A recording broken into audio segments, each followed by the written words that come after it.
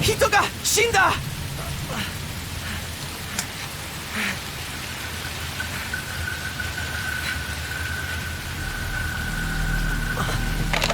Hello?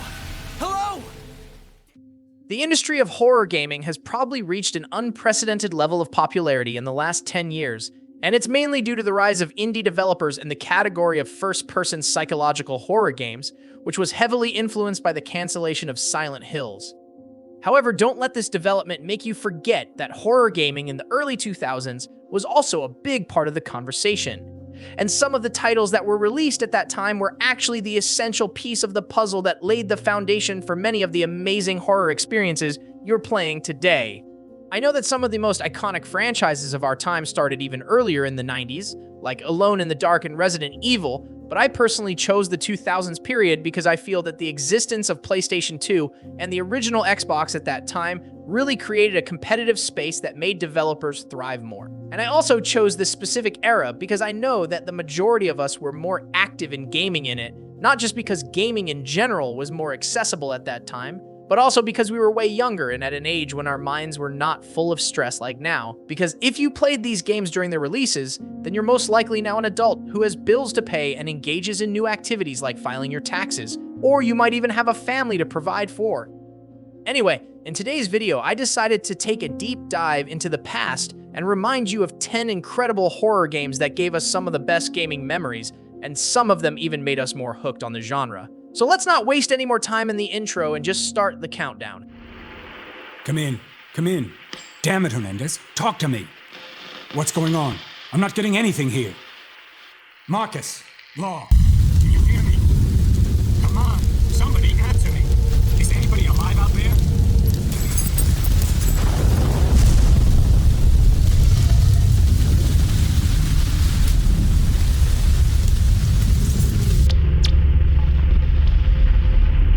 Something's out there.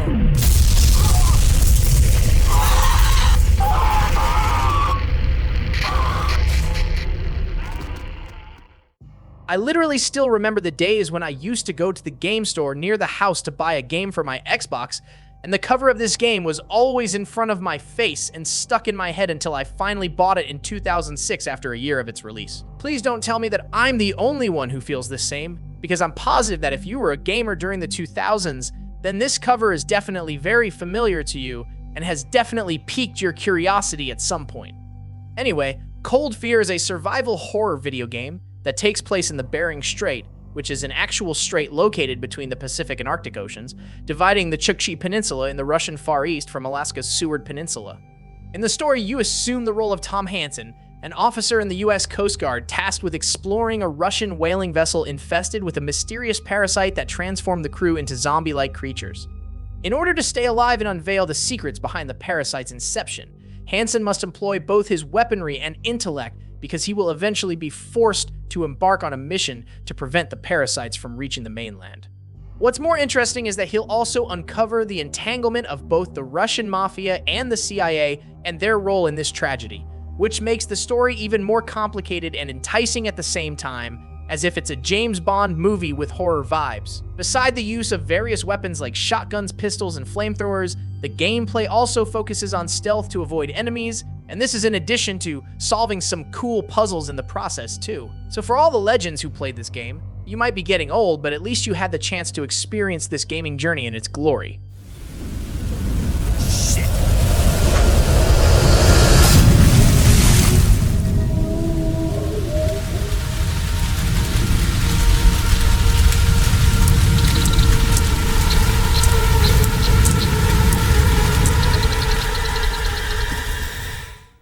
It must have been very painful for you, and I'm sorry, but it was for your own protection.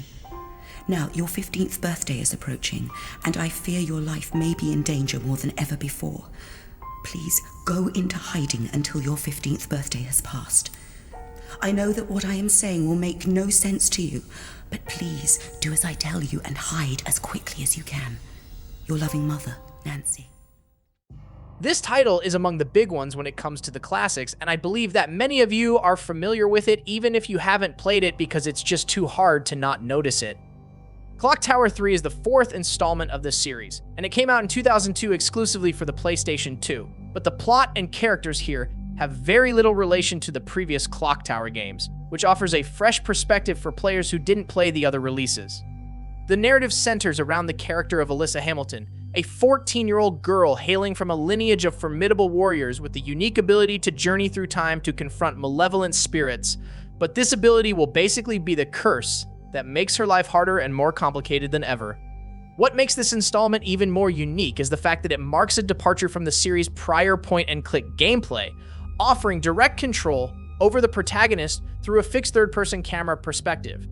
The game's main antagonist is Scissorman, and he is a very disturbing character that's both terrifying and memorable at the same time. But the fun part of the gameplay is that the game requires you to locate essential items for unlocking new areas, tackle puzzles, and navigate encounters with adversaries known as subordinates. Sadly, the franchise has been absent from the gaming field for the last 2 decades, and that's probably why it's not popular among the next generation of gamers. But the good news is that there's actually a remastered version that might see the light of day sometime in the near future. My sweet Alyssa, I've been waiting so long for this moment. Get away from me!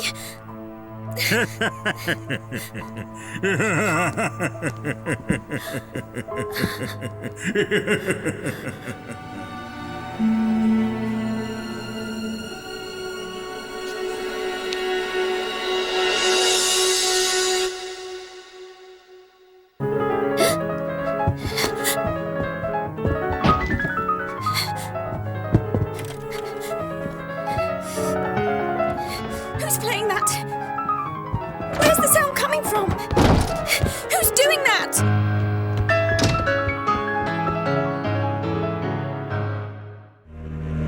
I followed my father to the Greenland wastes to uncover his secrets.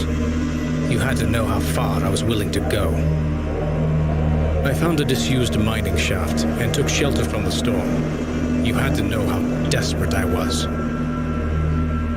I was plagued by doubts, fears, and mysteries, and aided by a madman, Red. You had to know how lonely I was. This is one of my favorites on the list, guys, because before games like Amnesia and Outlast, this title was crucial in making me fall in love with the first-person psychological horror genre and keep searching for similar experiences to this day. Penumbra: Black Plague is the third installment in an amazing series that was actually created by the same developers who made Amnesia, and it was brought to light in February 2008, only 1 year after the previous installment. The story in Black Plague starts with an email dispatched by the protagonist Philip to a friend, recounting the events that have befallen him and imploring his friend to complete the unfinished task he was unable to accomplish. Subsequently, the game transitions into a flashback, with Philip narrating the events to his friend in the email beginning from the point where the previous game ended. Philip eventually finds himself in an abandoned mining facility situated in Greenland, where he starts a quest to search for his father, who had left him a series of cryptic letters that led him to this place. But he quickly realizes that he is not alone and the facility is infested with strange creatures. After a little bit of investigation, Philip learns that the facility is dealing with a deadly infection that has turned the staff into aggressive and mutated beings, and apparently his father is hiding a lot of secrets that he's not aware of. Anyway, long story short, this game is deep, intense, and unpredictable because it succeeds in playing with your mind as the sanity of the protagonist himself gradually deteriorates as he faces the horrors of the place while managing his hallucinations at the same time. So if you're an Amnesia fan and you haven't played this one yet, then trust me when I tell you that you missed the game that laid the foundation for creating the Amnesia franchise, and you probably need to give it a try.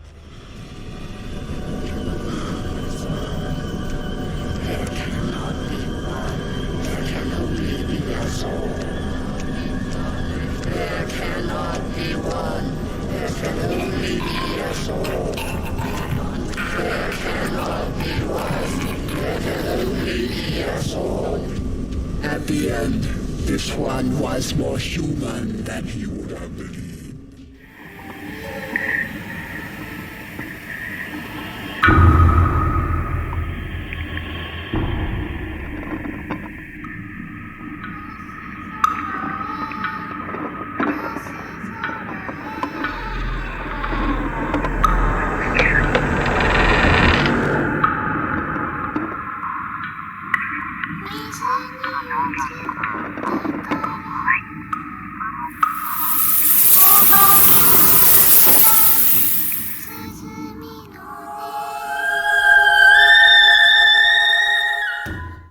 I don't know how popular this title is for you guys, and to be honest, I personally played it 4 years after its release, but I truly believe that it's very underrated, and I would really appreciate it if the developers decided to revive it sometime soon in a remake or a remastered version. Q-On was released in 2004 as a PlayStation 2 exclusive, and it was developed by From Software, the same studio renowned today for titles like Elden Ring and Dark Souls. It's basically a survival horror experience that takes you to an interesting era during Japan's Heian period, thrusting you into the tumultuous events transpiring within Fujiwara Mansion in Kyoto during a weird, monstrous outbreak. The narrative mainly revolves around 3 central characters: Utsuki, daughter of the Omiji Ashidoman, along with Doman's apprentice Sakuya, and the veteran Onmaiji Abi no Saime. Hopefully, I pronounced their names as correctly as possible and didn't make Japanese speakers cringe. Anyway, the game employs an overhead third-person view throughout gameplay, and you guide the characters as they navigate the mansion, with the standard pace being a slow walk with an option to run, which comes with a greater risk of attracting enemies, which means that you need to be careful with your movements here. Just like most survival games, you must explore the environment thoroughly, find important items and keys that can help you move further into the mansion, and also be ready to solve some puzzles along the way. However, this game is not as easy as it might look because it actually requires you to use a variety of strategies to survive, and you need to rely on your weapons, your senses, and your stealth skills to make it through the mansion safely. The game was a huge success in Japan because it obviously has traditional Japanese vibes, but I really don't know if people around the world were familiar with it when it was released 19 years ago, or if they played it later like me. They're all dead. Yes, they're all dead. Ayako is the last one living. But is she still really alive?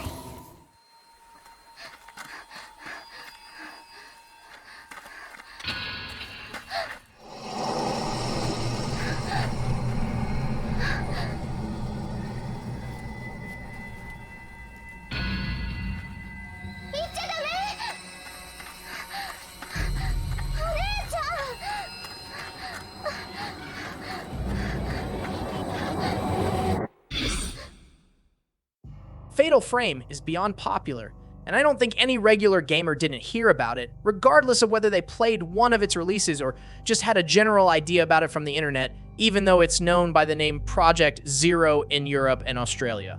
Anyway, despite the fact that the franchise has many different installments that deserve to be mentioned, I personally believe that Crimson Butterfly is the most memorable one for me and probably the scariest experience in the whole series, especially since it was one of the earliest ones too. It's the second installment in the series that came out in 2003, and its narrative centers around twin sisters Mio and Mayu Amakura, embarking on an exploration of an abandoned village fraught with paranormal phenomena and unexplainable occurrences.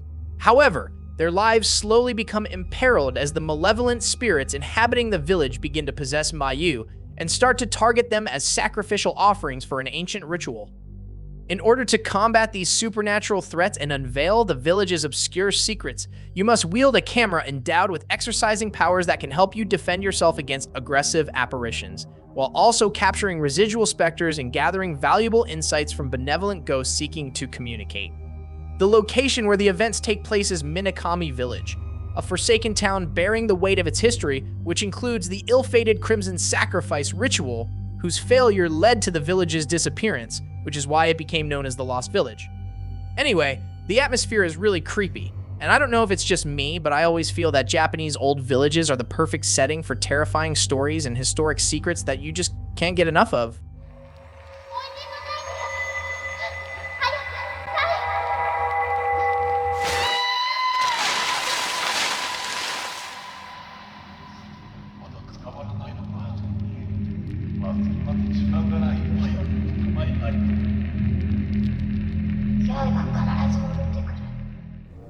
Please, no, have pity, no. What the hell is this place anyway?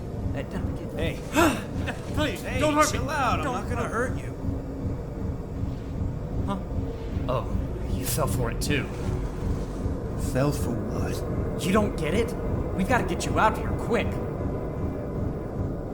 Okay, let's bolt. Don't abandon me, whatever you do. He's nuts. I won't. Just like Cold Fear, there's no way, during your gaming shopping in 2004 or 5, you haven't seen this cover in front of your face while browsing the game catalog or even just walking around in a store. Obscura is literally one of the few games at that time that I bought on the day of release because for some reason, I felt that it was going to be special and an experience worth checking out, and apparently I wasn't wrong. It was released on October 2004 in Europe, but sadly, it took me 6 more months to buy it because somehow it didn't become available in North America until April 2005, which is really weird, but at least the wait was worth it. The game tells the story of 5 high school students who stumble upon a secret laboratory conducting experiments on select students from their school, and from this point on, their primary objectives are to rescue their missing friend Kenny, alert the school, save their teachers, and navigate their way out safely. With a third-person view, you can control multiple students as they explore the school and battle a variety of enemies, but don't worry because you can also have a flashlight that can be used to weaken the foes and see in dark areas. The game also does a good job of providing a relatively detailed environment that allows for fun exploration, which can be considered impressive for a game that came out about 2 decades ago. So it's really one of those games that sticks in your mind for a while, even though it didn't become a franchise that people would remember today.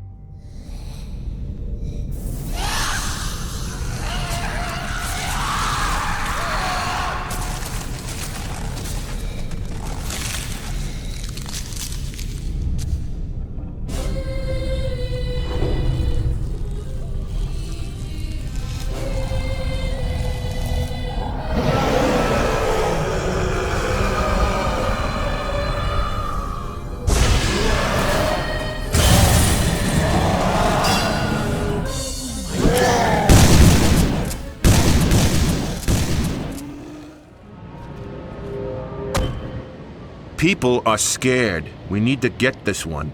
Follow me. Body's this way.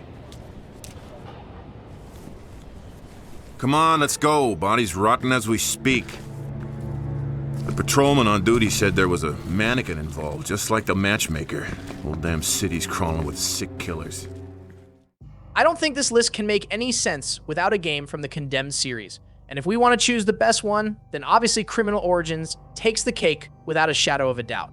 When I look at this game today and remember that it came out 18 years ago in 2005, I instantly feel that it was ahead of its time because it really looks detailed and was created with such care that if you even compare it with games that were released 5 years later, you'll find that it still holds up. In this installment, you play as Ethan Thomas, an FBI agent who is investigating a series of brutal murders and attacks in the fictional city of Metro. But it won't be a normal investigation as he thought, because things are way more sophisticated than a usual crime case. Thomas is convinced that these disturbing crimes are connected to vagrants, also known as addicts, who are basically a bunch of insane and very aggressive individuals that primarily wield melee weapons, but they are not the most dangerous enemies you can face.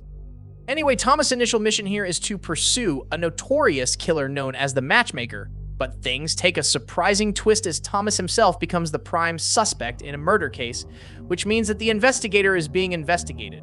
Consequently, his former bureau colleagues started searching for him to catch him, but his life takes an even more abrupt and chaotic turn as he inadvertently stumbles upon something that transcends the scope of any single individual's crimes. Anyway, I'm not going to talk about any more details in case you guys are interested in diving into the eerie world of this amazing game and discovering its conclusion for yourself.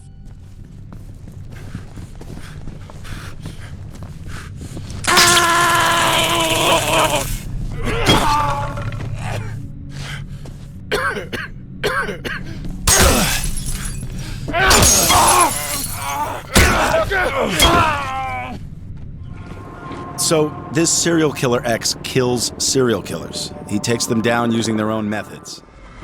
Enjoy your stay. I've been sentenced to death for murdering my family.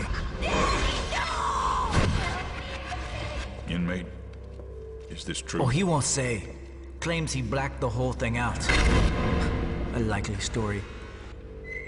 When the judge sentenced me to die, He told me he only wished my suffering could be equal to that of my victims.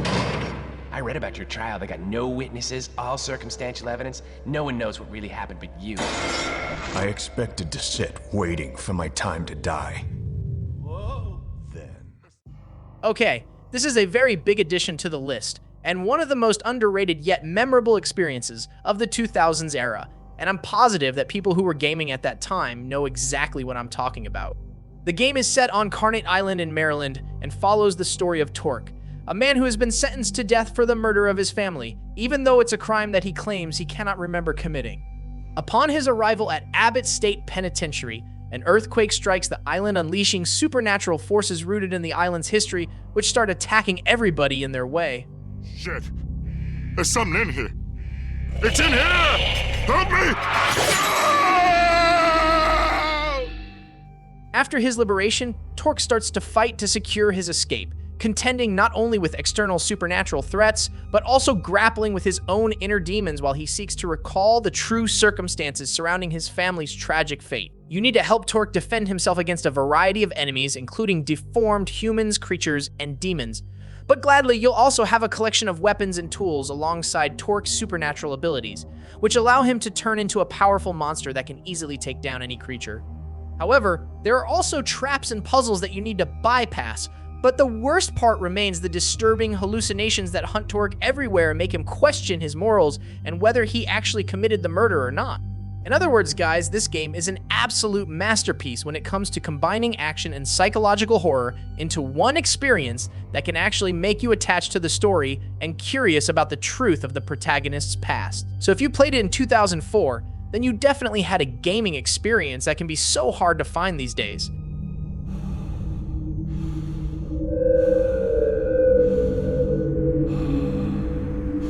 Has the devil trapped you? You're not a bad man. You have to believe.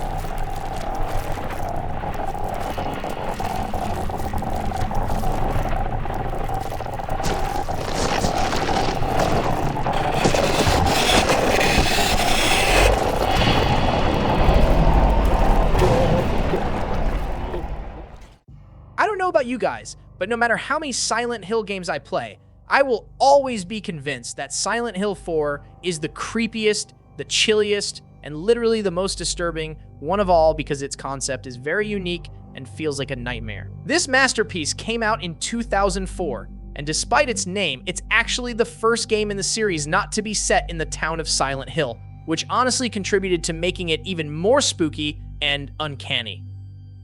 The story here is focused on Henry, a 33-year-old man who is literally confined and trapped within his apartment in the fictitious city of South Ashfield, and for some reason he can't escape or even communicate with the outside world. However, it isn't long before Henry makes a startling discovery when he finds a mysterious aperture in his bathroom wall that grants him access to a parallel dimension that's basically a nightmarish version of the real world. This eerie realm is home to the evil spirit of Walter Sullivan, a notorious serial killer whose origins somehow trace back to Henry's apartment, and who has claimed the lives of 21 individuals, and apparently he still wants to claim more. Henry sets out on a mission to investigate the parallel dimension and stop Walter Sullivan from resuming his killing spree.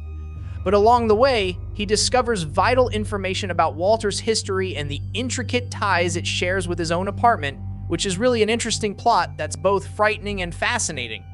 If we're being honest, guys, Silent Hill 4 is actually the installment that deserves a remake more than any other one in the series because I'm confident that experiencing this dreadful and distressing story with modern graphics and mechanics is definitely an experience that might revolutionize psychological horror in AAA gaming. And if you played it back in 2004, when it was released, then you obviously understand what I'm talking about.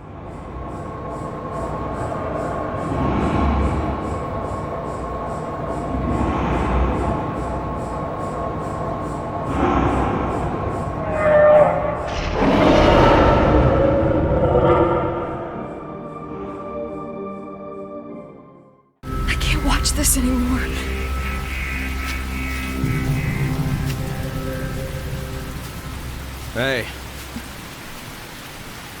Is she the actress that you guys hired?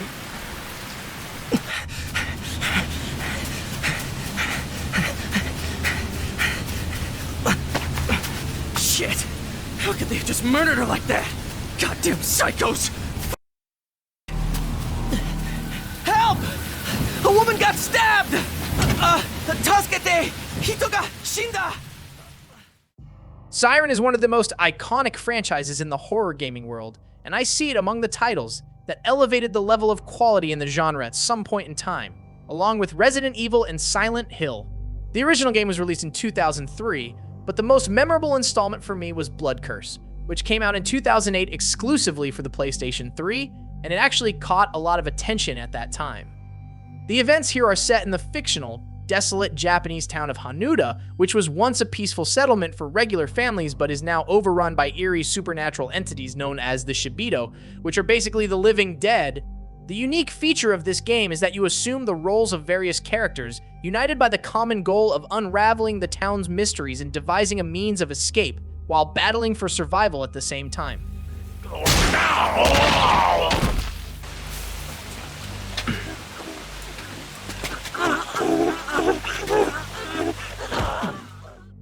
Even though Siren Blood Curse retains the core sightjacking ability from the original game, it has expanded and refined it to the extent that players here can utilize sightjacking to track the movements of the Shibito.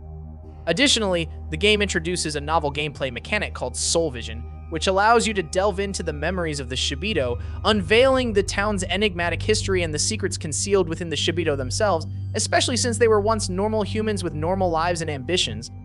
It's also worth mentioning that this series was created by Kiichiro Toyama, the same designer responsible for the Silent Hill franchise, and he pretty much stated that the Siren games draw inspiration from a tragic incident that happened in Japan back in 1938, when the city of Tsuyama experienced the most devastating killing spree in the nation's history at the hands of Mutsutoi.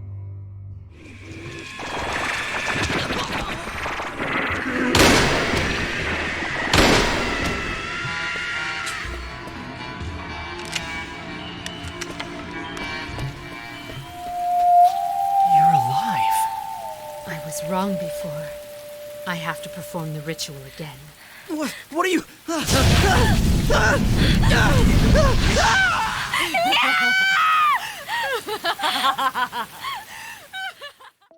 Okay, guys.